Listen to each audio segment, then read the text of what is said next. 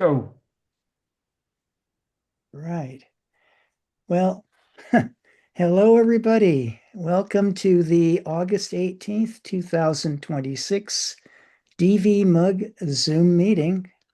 We will be following our usual format, starting off with news of the week and following that up with some videos that have been available recently. Uh, I'm Peter Weiler, and I will be your host. Um, I do advise you if you are interested in any of the videos or want to read the full articles in the news that you actually go ahead and click on the links that are on each item. And there is a um, listing of the news items and another listing of the videos that I think will be available on the chat. I've put them on the bulletin board as well. So let's get started. I just need a cursor to make this work. Good grief.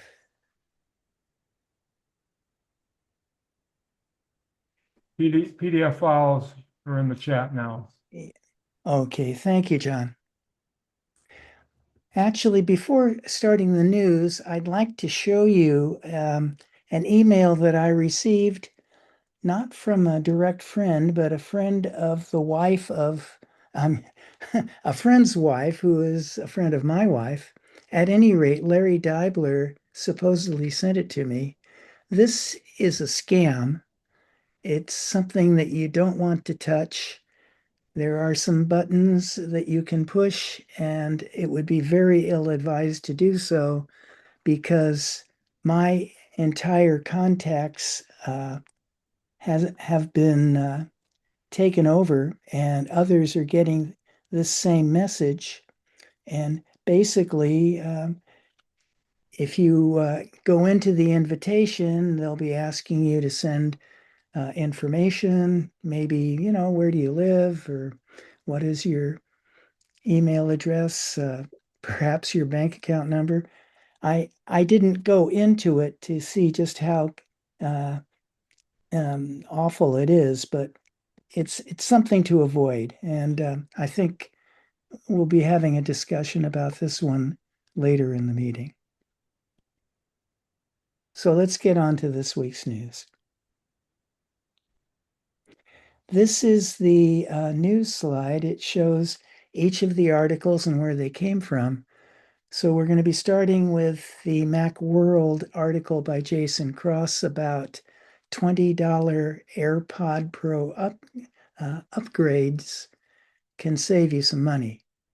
And then below that, you see a abridged link that will take you right to the article. So these, as Jason says, will save you from having to buy a new Apple pair. What it is something that's going to go on your AirPods Pro 1 or AirPods Pro 2, and it replaces the silicone flap with something made of memory foam, which Jason says is much more comfortable and actually forms a better seal, blocking noise a bit better as well.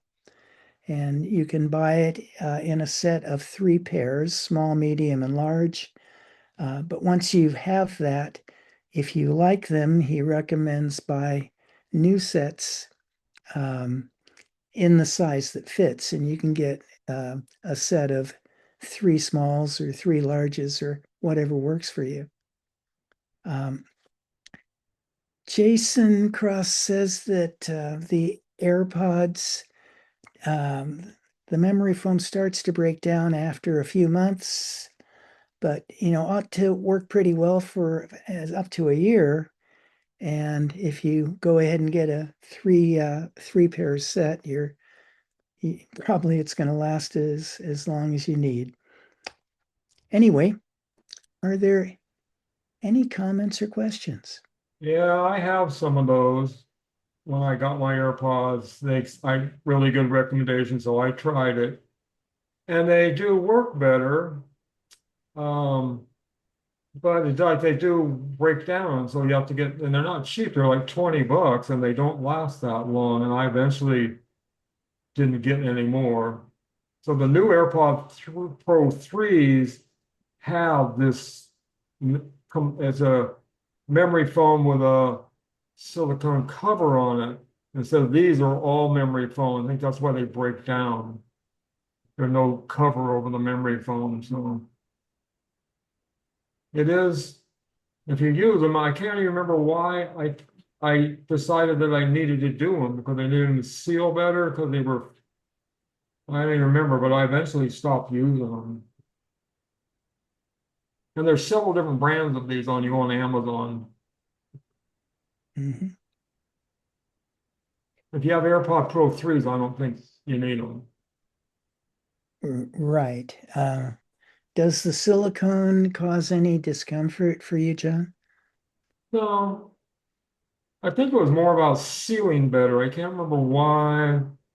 I think mine were chirping because they weren't sealing good, and hearing aids can do this. They can chirp like a cricket, and that Mhm. did seem to fix that problem. And I don't have that problem anymore with the same AirPod Pros 2. So I used them for a while, and then they're supposed to hold them in your ear better because they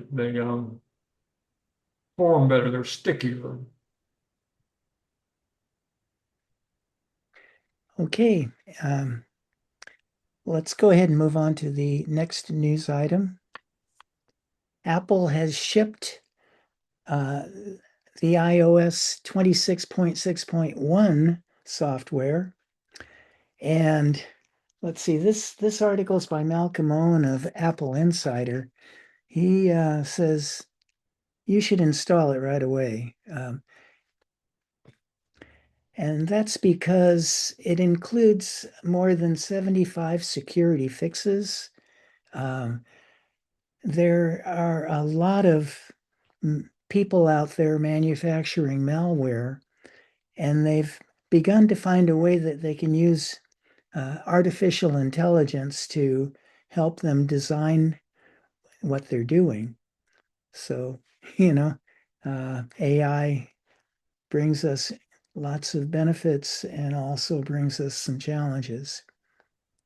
Um, Apple also has issued, and I believe John Sobrero mentioned this on the BBS, the six different um, software versions that are um, updates and often are needed to keep you fully secure. So that'll work for your iPad, for your Vision Pro, and for your Mac computer. Uh, so the recommendation is don't postpone, be sure you update. Are there And any comments or questions? this is the new normal. There was an update a week ago, and now we have another one because there's AI software that can scan the OS softwares now and find bugs that have been in there really fast. And it finds them faster than they can fix them.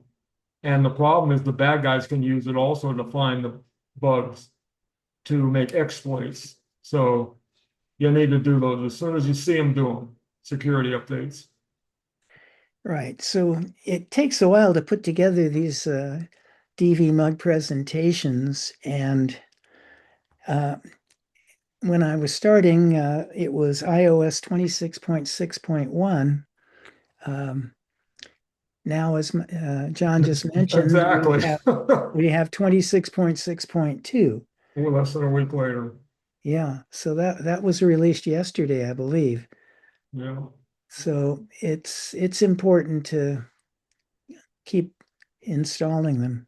And I think this one also includes iOS, iPhone, and maybe even Sequoia and Sonoma updates. Yeah. So Well, basically, according to this article, it's by Malcolm Owen.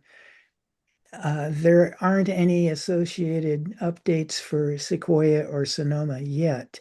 Um, but, that was yesterday. Maybe, today there Yeah. is. I have Eh, to add to that because I updated a couple of days ago and now you're telling me it's 26.2, and sure enough, it Yeah. is. Yeah. And I'm updating right now. It's Yeah. just, Yeah. So it keeps us on our toes when we're trying to talk about the new stuff coming out. Any other comments or questions? Okay.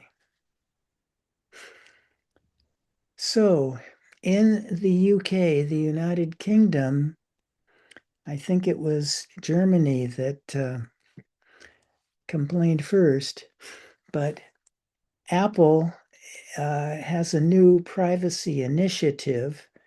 They call it the Apple Tracking Transparency, and that gives us a nice new uh, one of those abbreviations, ATT. Um, and what this does, evidently, is it allows individual iPhone owners a lot of control over just how much information developers or companies can collect and how much data they can harvest and so forth. Um, it was Apple wasn't all that interested in signing on to this, but the German publishers had found a regulator in the EU who uh, agreed with that Apple was taking an unfair approach. That is, they were not uh, treating third-party developers the same as they were treating themselves regarding how this issue is handled. Um, the TNW, I had to look this one up. It's a technology publication in uh, Amsterdam. Um, reports that Apple has agreed to make changes, although they say they're not going to be all that significant. And the EU regulators have given them 4 months to do so and get into compliance. And there will be monitored over 7 years. So that's what's going on. Any comments or questions? Okay. Um, this last article, um, Apple is sending spyware, and it's sending this out to users of their phones in 110 countries across the world. Was in in Forbes, an article by Kate O'Flaherty, and the talk about this threat documents. Apple might be sending out a threat document to users here or there. And what they're saying is it's not something to be very concerned about. It doesn't mean that you've been hacked if you get one, um, but it might indicate that you've been targeted by some uh, maldual. And so you should take the notification seriously. Um, I just discovered yesterday that I had been hacked, and a that letter that I talked about and showed at the beginning of the program, um, they must have been harvesting my contacts because I didn't really push on any buttons. Um, but I've been sending off responses to friends and people who are, you know, writing, emailing, saying, "Did you really send this thing?" And no, I didn't. I didn't. It's malware. So if any of you get something like this, no, it did not come from me, Peter Weiler. Um, and it came from somebody who is not out to do good for you. If you get a notification, by the way, Apple suggests putting your device into lockdown mode. And in these articles, lockdown mode is a link and threat notification is a link. And so if you aren't quite clear what any of these things mean, you push on the link and you get a full explanation of what these things are.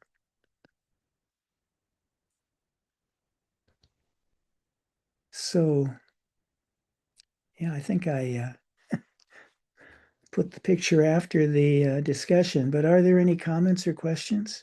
Yeah, I just got a notice that my from a credit card that I just got that already I've been my information was seen on the dark web, and I sent me to their website. I didn't see how to correct that. I don't know if anybody's trying to. It was like 2 years ago too, Well, and my who sent you that? a credit card that I recently got. I think it was Capital One, Yeah, what and you they should do is call the Capital One number on the okay, back of what is a real credit card. okay, And verify that they did that.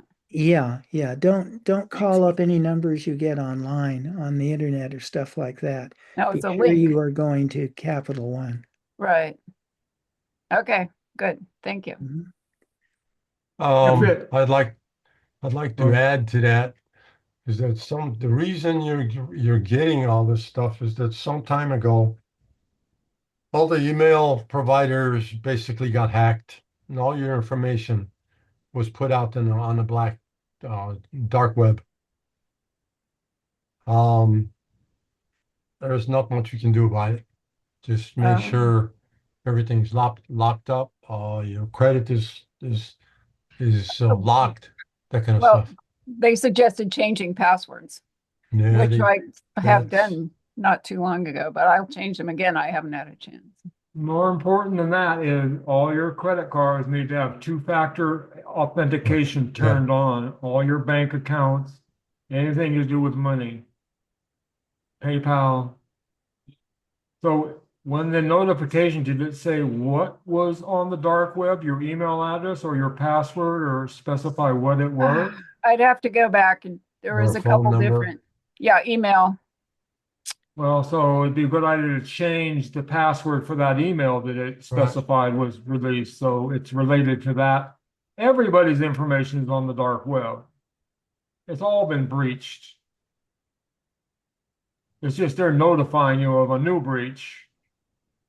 Yeah, I was thinking my other, even the bank hadn't done that, and I put it, it was good for Capital One to have this service that checks it. I forgot the name of it, but yeah, it It's does check. not it's not your bank information that was breached.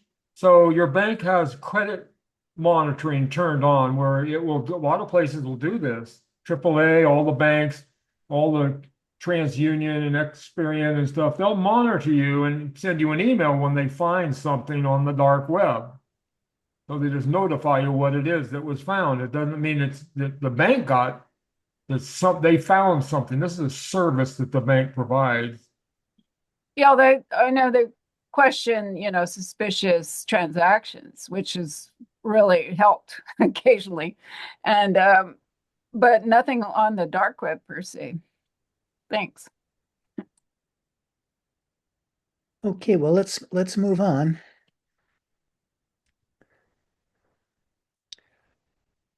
Yeah, I think I discussed this one, didn't I? Yeah, 110 countries. Right. Okay.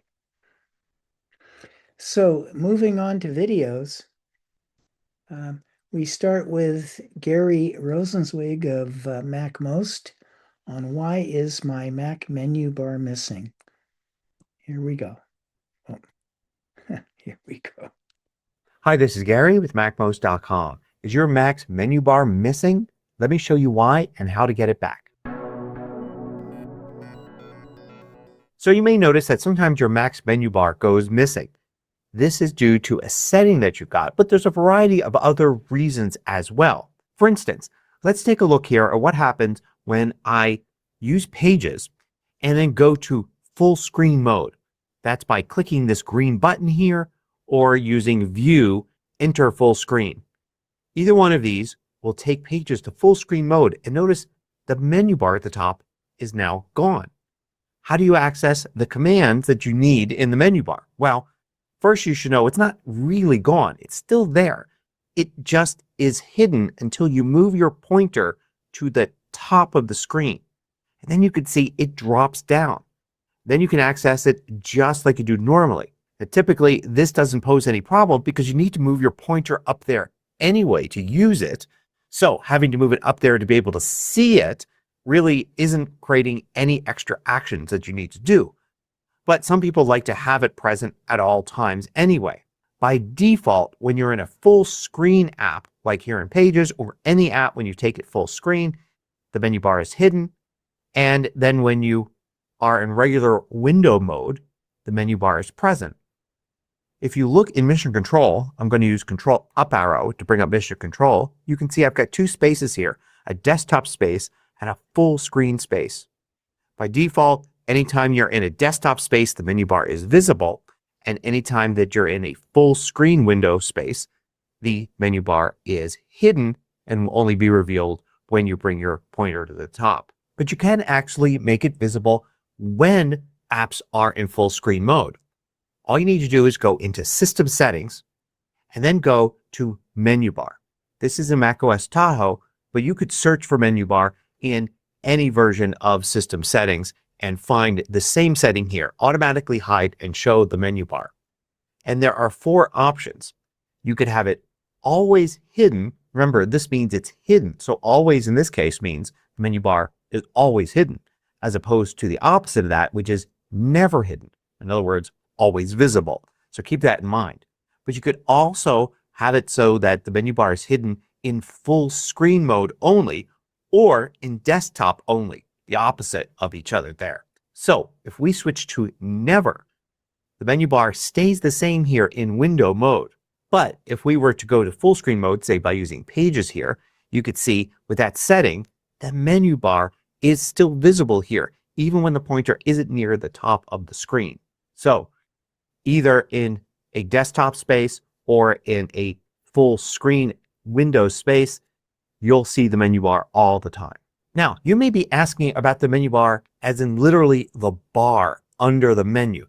I may wonder why it's hidden. Like right now, looking here, it looks like there's no bar there. I see the menus, I see the buttons, but there's no bar under it. Well, if you want your menu bar to actually be a bar, there's a setting for that.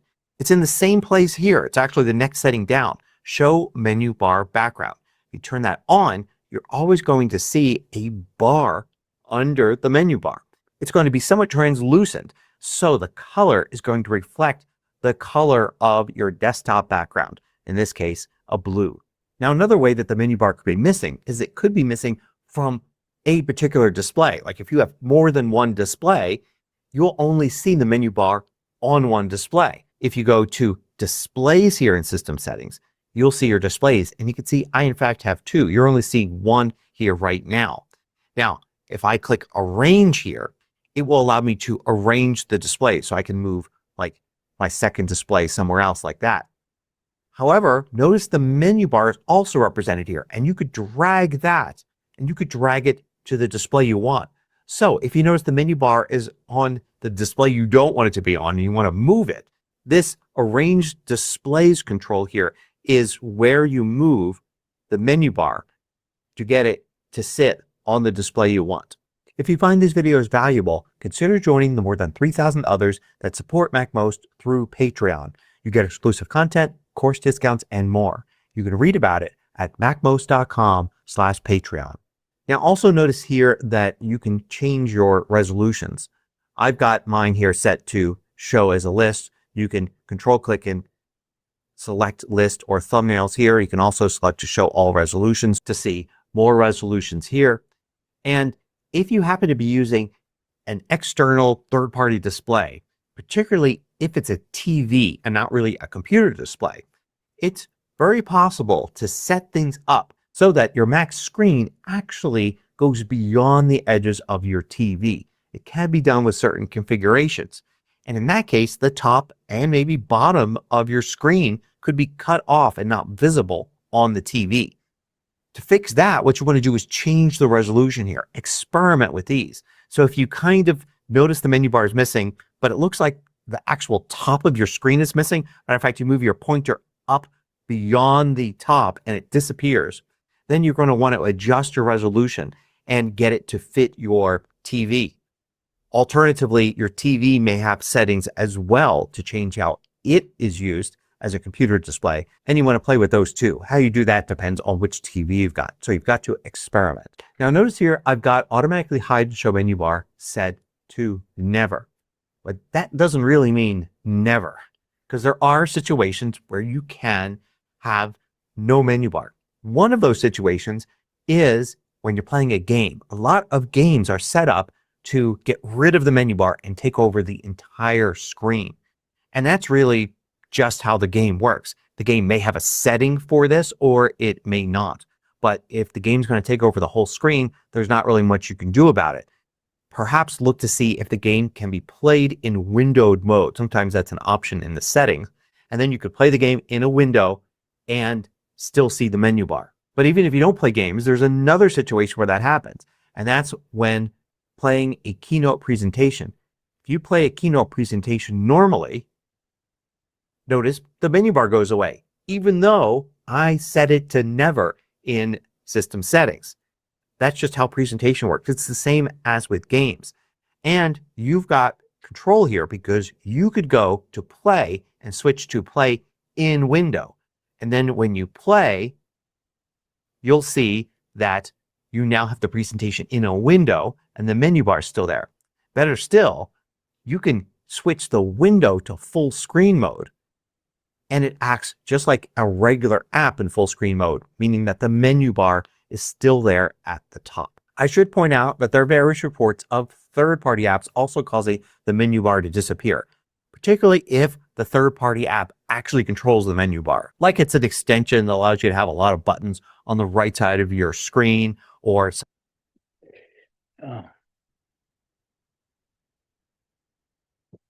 We jumped to the end. It jumped to the end. I'm We're getting really pretty sorry, close to the people. end anyway, I think. Yeah. Sorry about that. Are there any questions or comments? If you play it with the little link, you'll get the whole thing, but I'm sorry about that. He didn't Let's mention go when on you're to in the full next screen mode, you can push your cursor up to the top and get to the green button and come out of full screen. But you can also just hit the escape key and that'll pop it out of full screen mode.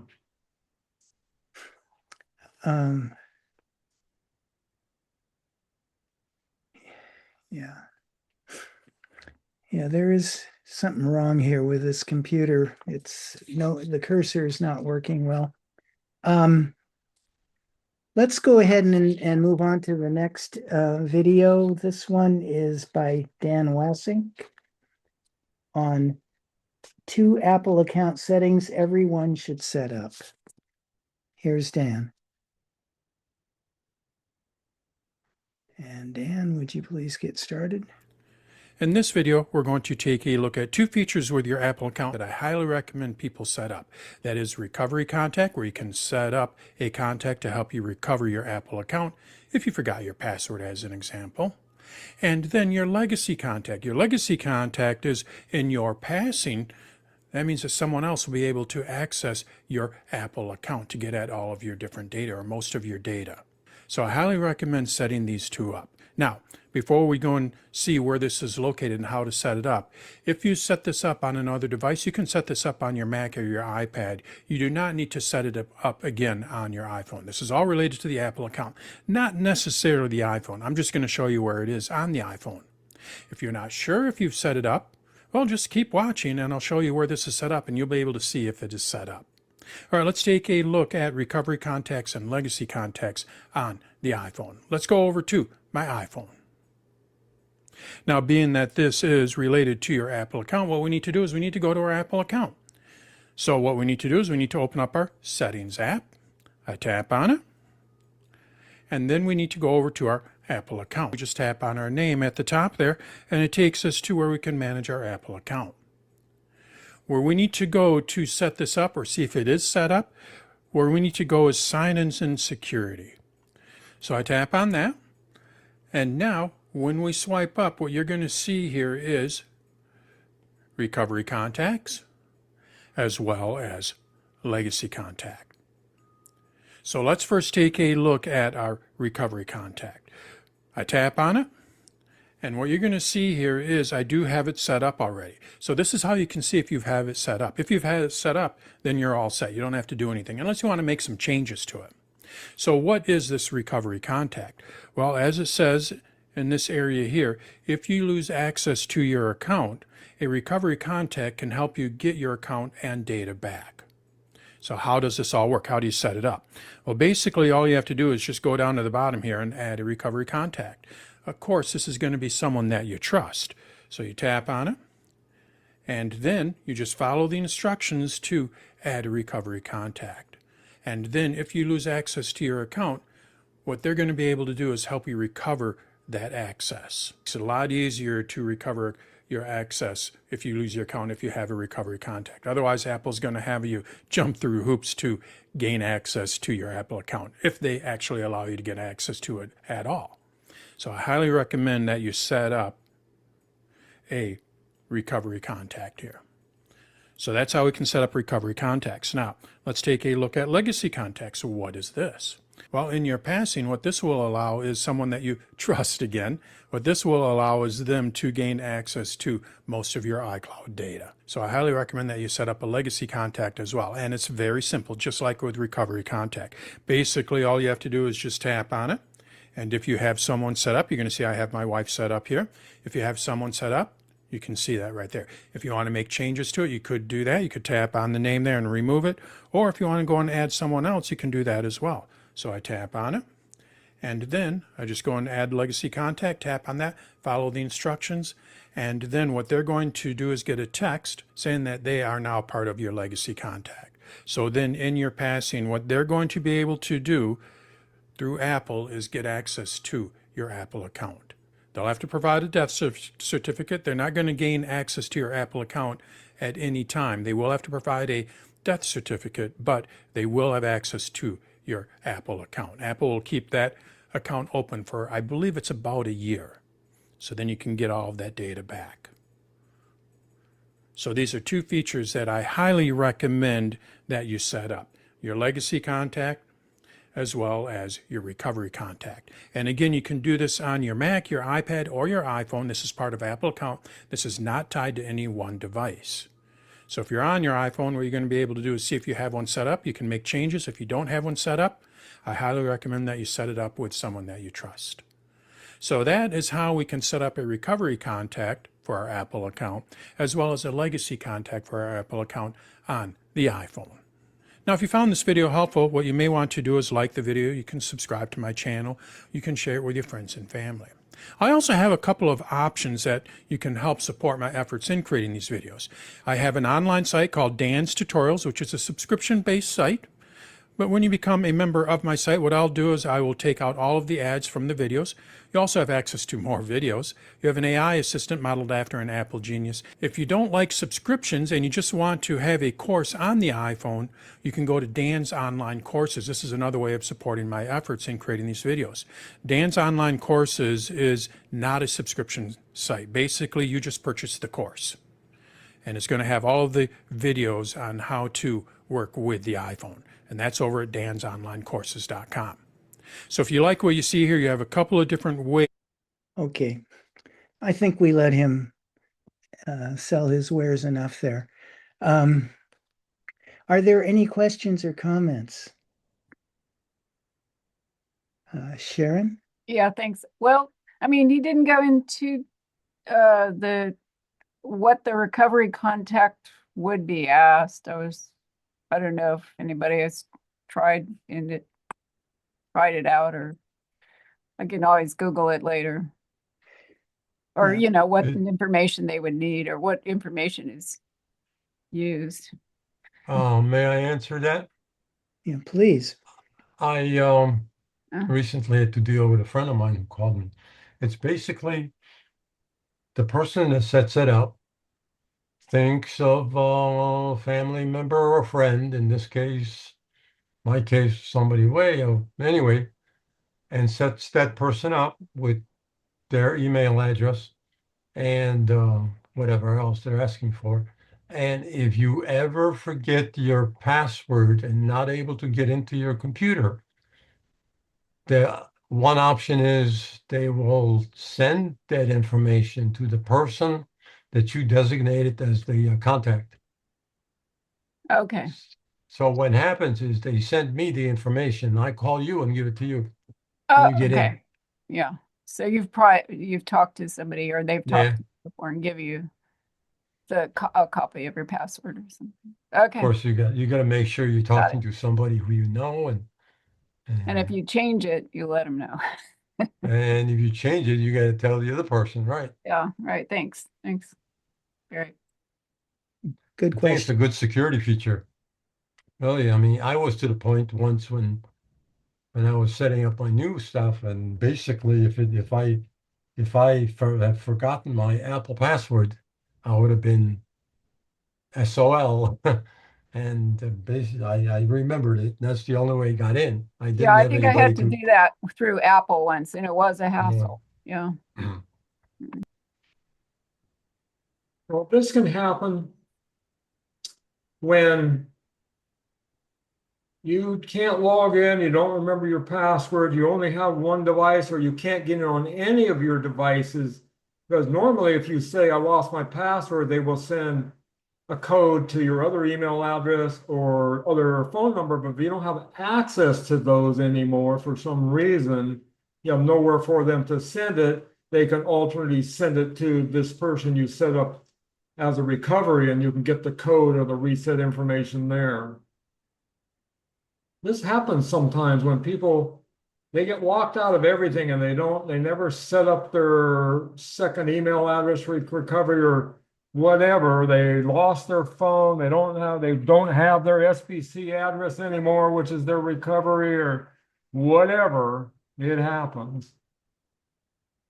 But my thinking is, if you're a person that didn't do all the initial stuff, you probably didn't do the recovery either. No, it's another way to get your account back online. Okay, well, let's go ahead and move on to the next video. Um, Apple is finally rethinking the Apple Watch. This came from Mac Rumors, and let's see what they can tell us.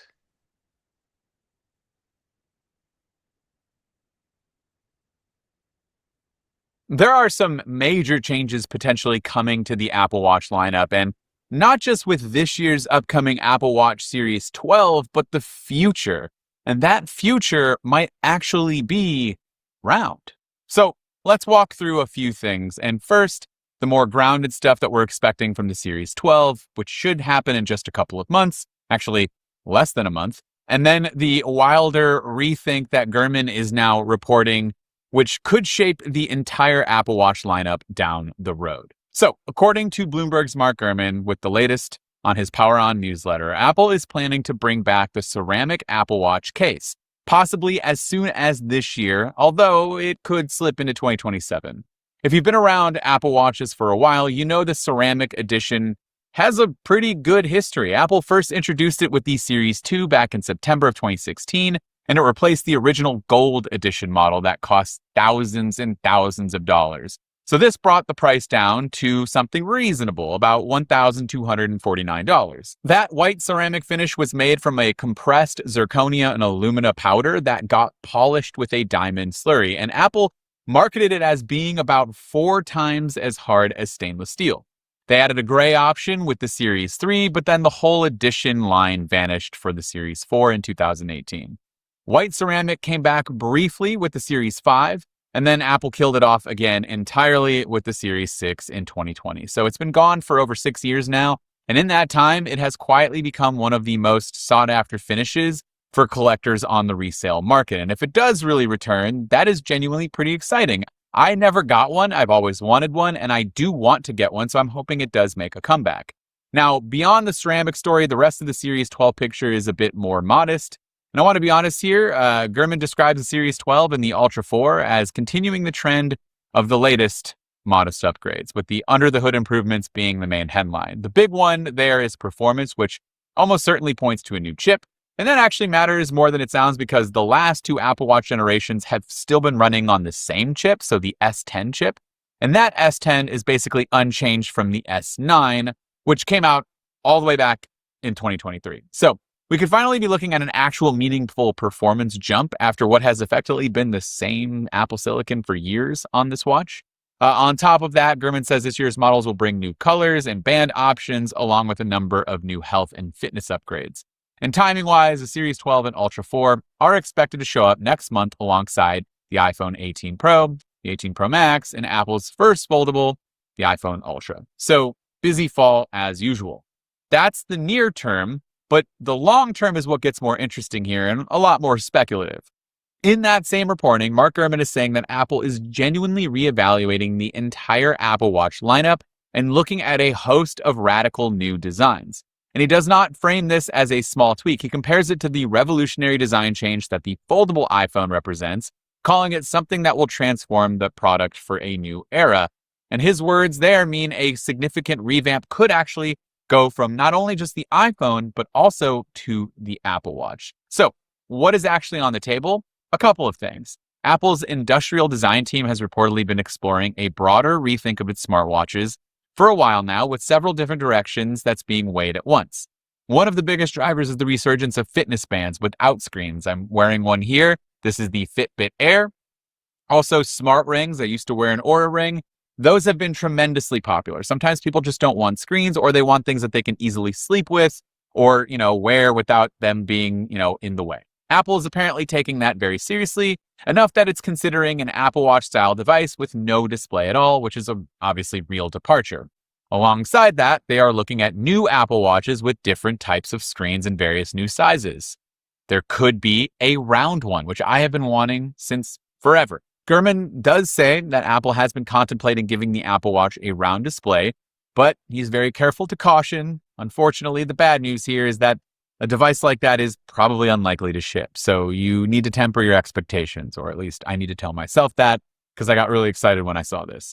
It's more that Apple has been willing to explore it than any sign of it's actually coming, but at least that's progress. There's also talk of a new premium variant that would sit above the Ultra and the Hermes models, and on the flip side, even more affordable options below the SE, so potentially a much wider range at both ends. So underpinning all of this is obviously the strategy shift. Apple has not settled on a direction yet, but the reporting says the company is determined to reinvent the lineup in response to growing competition. Part of that plan is making its wearables far more AI focused, with the ambitious long-term plans to revamp the health app. And the business reason behind it is pretty clear. Apple is hoping to reinvigorate its wearables, home, and accessories segment, which has kind of struggled to generate real growth over the last few years. And obviously with the Apple Watches, those modest upgrades have been just that. They've been very small bumps. Sometimes you can't even really tell the difference between the last few models, honestly, if you put them next to each other, and that's kind of a bummer. So to put it all together, the picture is kind of split. In the short term, the Series 12 looks like another modest upgrade, unless we get the ceramic edition to return. That could be a nice little major shift here, but otherwise, for the rest of it, it's just going to be kind of the same. But the bigger story comes at what Apple is looking at in the future. Potentially a rounder display or no display at all, and going with the, kind of Fitbit Air aspect. But I would love to hear from you in the comments down below what you think about all of this and the Apple Watch rumors that are happening right now with the Series 12 on the horizon and then these potential new models or new wearables in the future. So let me know in those comments down below. This has been Mac Rumors. Thanks so much for watching. I look forward to seeing you around in the next video. Okay. Are there any comments or I got questions? they're making a big deal about ceramic and it's been gone and it's maybe back and it's white. Am I missing something? Is that the only plus to it? Is that it's white? I mean, it's not beyond It's me. hard. It's harder than other materials. Harder than stainless steel, 4 So if I times. use it as a hammer, we're okay? Okay. Okay. I just I think think that of a watch as something that you can tell time with, end of story. But mine's got like 6 or 8 functions on there that I need. Um, if I'm gonna be out working on my car or something, I may take it off. Um, I've never used it as a hammer or anything, so I don't know. Okay, I was just curious if there was if I'm kind of new to the game and I wasn't sure if I just didn't know something that the ceramic was other than a collector's item. I have an Apple Watch 9, and one of the things I really like on it is that I lose my iPhone. Where did I put it? Number And one feature. yeah, that one's helpful. Yeah.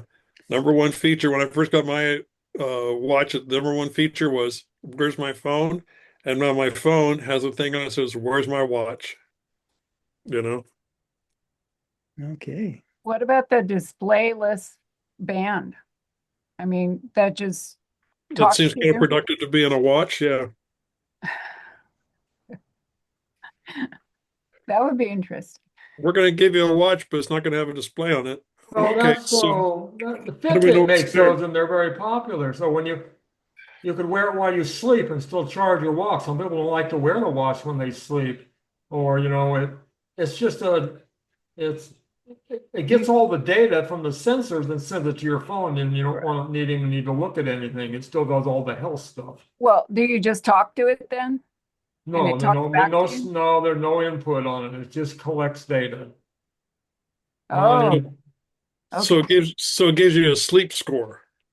well, everything you give you your Yep. heart and your respiratory and all that stuff that the Apple Watch does for input sensors on the back side, movement, all that stuff, but no display. It sends it to your phone. It tracks the same health data Hmm. Thank you. and cheaper.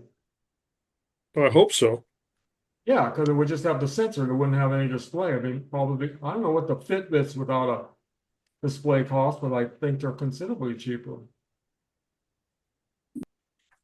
Well, it sounds like the watch is a display. I mean, the phone is a display. Yeah, in that case, it wouldn't be a watch because it wouldn't have any way to tell you the time or ask at the time. It's just a sensor on a band. Band, yeah. It's the backside of the watch that collects all your data and sends it to the health app on the phone. That's what it is. Okay, well, let's go ahead and move on to the next video. This is Trevor Nace and how to make calls on an iPhone which doesn't have a SIM card. And if I can get, without a cursor, get this thing to respond. Jeez. Okay, here we go. If you want to make calls on your iPhone without a SIM card, you have 2 different options to be able to do that, and it's super simple. I'll walk you through both options. The first thing you're going to do is open up the Settings app on your iPhone. From here, scroll to the bottom and tap on Apps at the bottom. After you've done that, scroll down and tap on FaceTime. We can use FaceTime to make calls even without a SIM card or a phone number. But first you need to tap on where you can be reached at and make sure to select an email address if you don't have a phone number. So you can see on here, I'm going to choose my email address associated with my Apple account. Now I'll show you how to do this. All we need to do is hop out of here and open up the phone app. From here, I'm going to tap on Contacts, and let's just use Haley, my wife, as an example. Now, if I don't have a SIM card, I can't make a normal call. However, you'll see the phone icon. I can press and hold on it and choose FaceTime audio, and then just tap on the number. And just like this, I will call through FaceTime audio. It doesn't have to be video. And essentially, this uses my Wi-Fi instead of a cell signal. However, there's another option to be able to get a completely free phone number depending on which country you're in. So all you're going to do is head into the App Store and then tap on search, and you can just search for Google Voice and download the Google Voice app. So you can see I've already downloaded it. Just download and install it. Keep in mind, this is primarily for people in the United States, but all you need to do is have a Google account, and then you can share all of your contacts and set up a phone number, and you'll be able to see once you do set up your phone number, you'll be able to make and receive calls. You can text people through this free phone number, etc. I hope this helps. If you enjoyed this video, check out the video over to my right. I think you'll really like that one too. And thanks for watching. Okay. Do we have any comments or questions? One of the many Yeah, things you can do with Google Voice. I would Right. think this would be particularly helpful in Europe, but rather than go out and get another SIM card or something like that, you could do it. I don't know whether it would work that way or not. FaceTime audio, basically it's a FaceTime call with just audio instead of video. It's not, but you can call a phone number. Do you need to have Wi-Fi to make it work? Yeah, absolutely. Yeah. Right. And one thing he didn't mention or point to on his display, he had WhatsApp already loaded. WhatsApp can you do voice calls, voice calls and video calls and but you all have over to the world. but you can only do it to another person who has the WhatsApp app, Right. not to another, And- not to a random phone number. He claims that in FaceTime, you could call a phone number. Does that mean you could call somebody who did not have an Apple ID, just any phone number? I thought you could only do it to another Apple account, somebody with an Apple ID number on their Mac or their.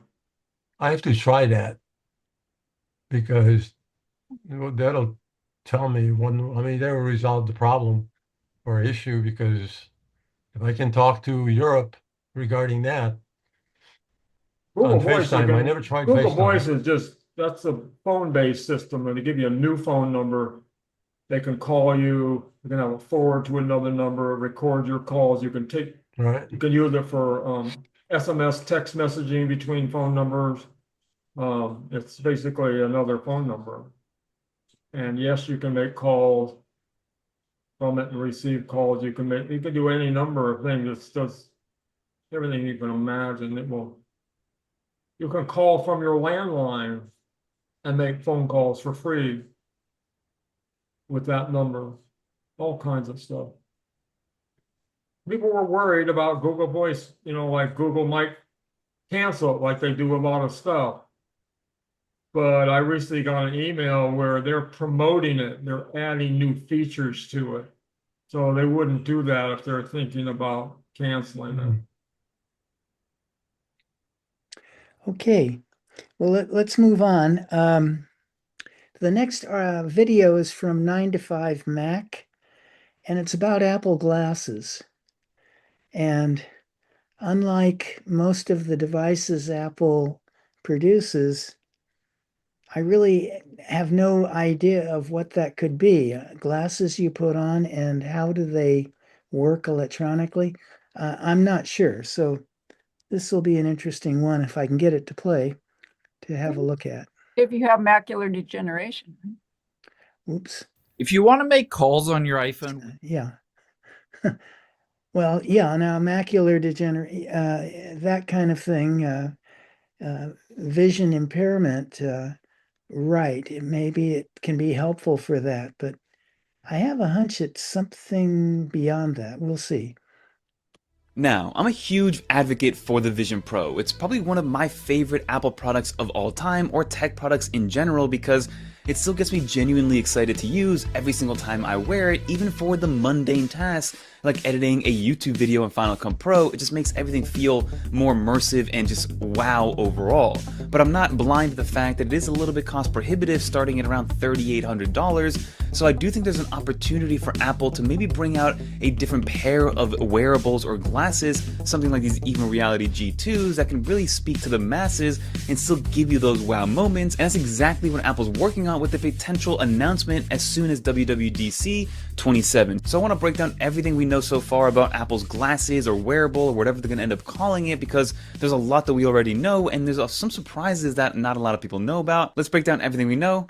Let's get into it. So as I mentioned, Apple's long-awaited and rumored AI glasses should be announced at WWDC 27, with the eventual release date coming later that same year. So we're really not that far away from Apple possibly bringing us something that looks a little bit more like this, that is an extension of your phone.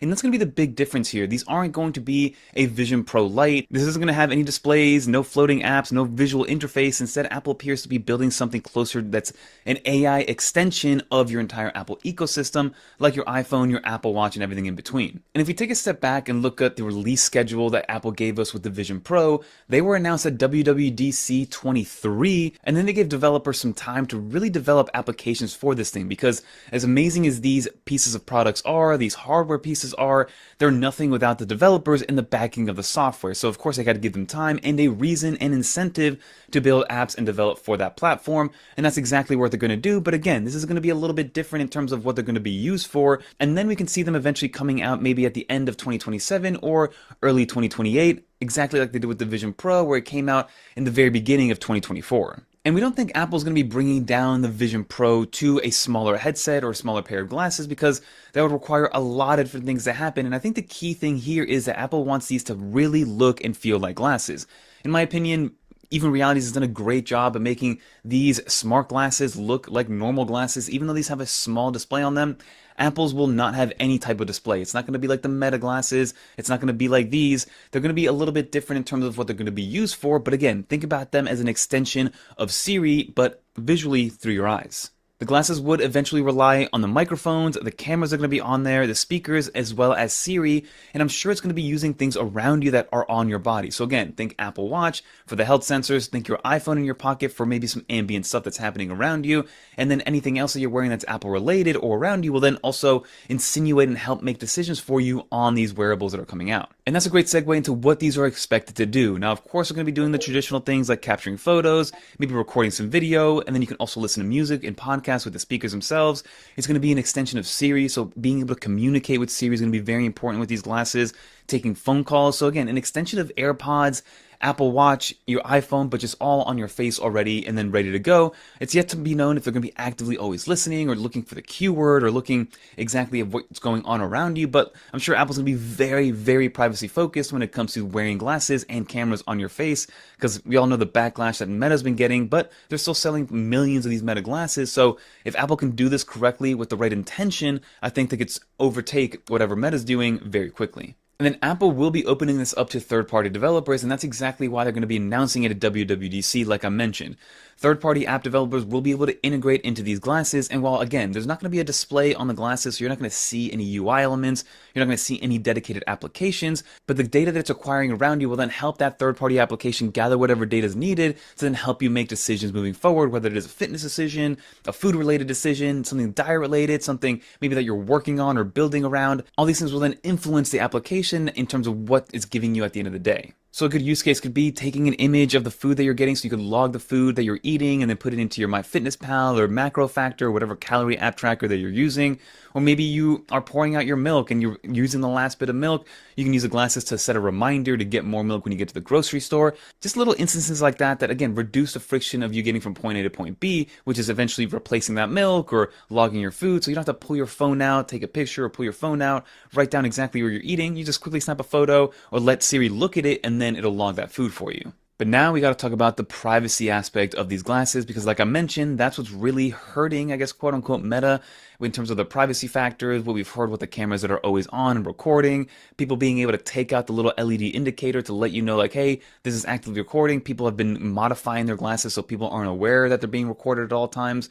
So Apple's going to have to fight a battle when it comes to privacy and convincing people like, hey, your data is going to be safe with us, so we're not going to be actively recording. And Apple could go one of three ways here. Of course, they can just omit cameras in total, but I really don't think they're going to be able to do that unless they go with a display on it. Because again, these even realities, they don't have any cameras on them. They have microphones, no speakers, no cameras, and they have a little display on them. So you are kind of sacrificing and compromising, but you are finding value in other ways with this display that you do get and the microphone. So if Apple omits both the display and the cameras, then you're purely relying on microphones and speakers, which again, that's not going to give you too much when it comes to what your phone already can do with Siri. So I feel like they do need to have cameras, but what we could do here is have cameras that aren't meant for recording. So I think infrared cameras or different types of cameras that are there just to see the surroundings and take it in versus taking an image or a video, and maybe give us a camera that only Siri can see. And then again, Apple could just add regular cameras, but with high privacy levels of protection. So being able to have indicators all over the place so people are fully aware that you are recording them, or maybe just having other ways of just processing everything on device so it's not going to some third party or going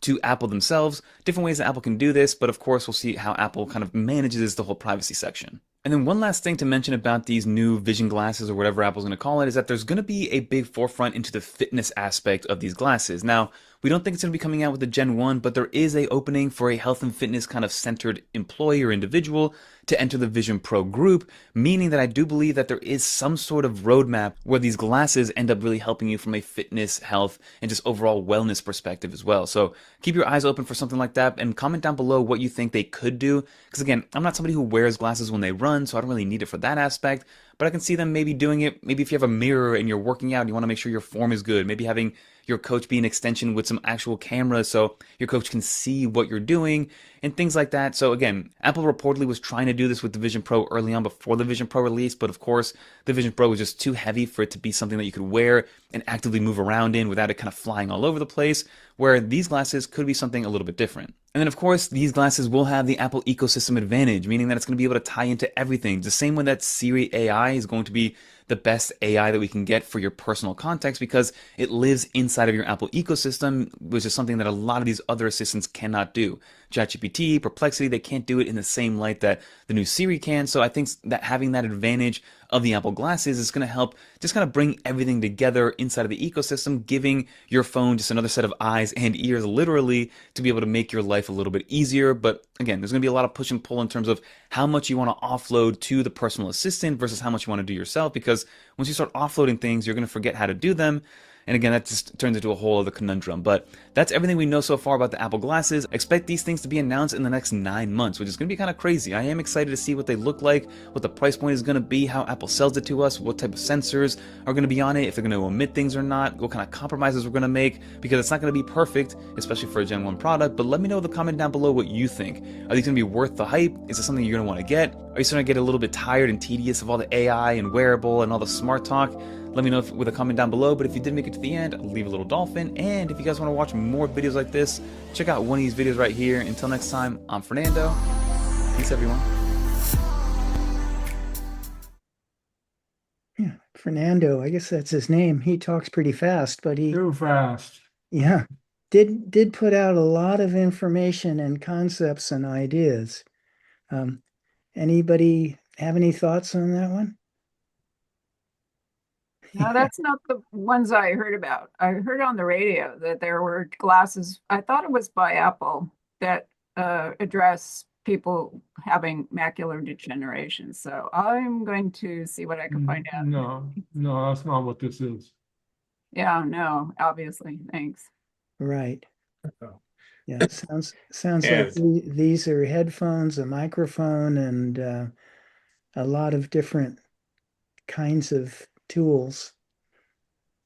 I noticed he avoided using the slang name that everyone is using for these, which is calling the people who wear these kind of things glass holes. Well, Meta already has these things. Yes, but privacy, Meta doesn't care about privacy. They're not doing anything. And there's big lawsuits right now that are going to kill a lot of what Meta does and possibly even affect what Apple's doing. Right. Well, I have one more video, but it's very short, about half a minute. It's on use cleanup in Photos on the iPhone. So let's do it, and then we can move on to Q&A.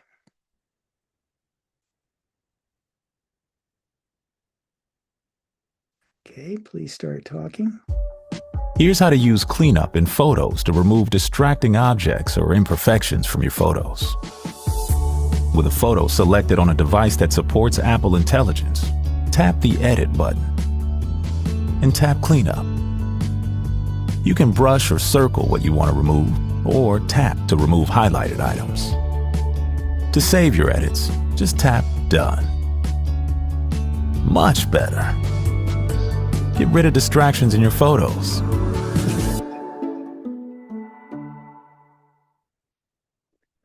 So there we are. I'm going to return to the group screen, stop the share, but I want to thank you for your willingness to hang in. Something isn't right with this laptop. Maybe I'll be talking about that in questions and answers. Anyway, thank you for your attention. And where is the stop share? There it is. Okay. Hey, anybody else got anything about any of the videos, or we move on to Q&A? I'll start a new recording. Hearing none, we'll end this one, which is